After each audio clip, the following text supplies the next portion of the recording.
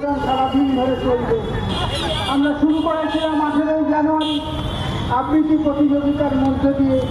সারা বাংলা আবৃত্তি প্রতিযোগিতায় প্রায় 100 প্রতিযোগী নাম দিয়েছিল। বীরভূম থেকে বসিরহাট, খড়দা থেকে সোনারপুর, বেহালা থেকে শুরু করে নিউ টাউন, সব জায়গা থেকে প্রতিযোগীরা এসেছিলেন।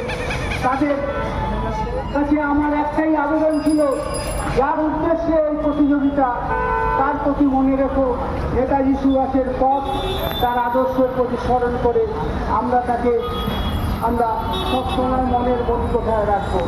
আমাদের মধ্যে উপস্থিত আছেন আমাদের সংস্থার সভাপতি আমাদের রমেনদা একটু পরেই পতাকা উত্তোলন করবেন। আছেন আমাদের কার্যকরী সভাপতি দেবব্রত দে এবং রবীন্দ্রনাথ ঘোষ, আছেন অন্যতম কনভেনার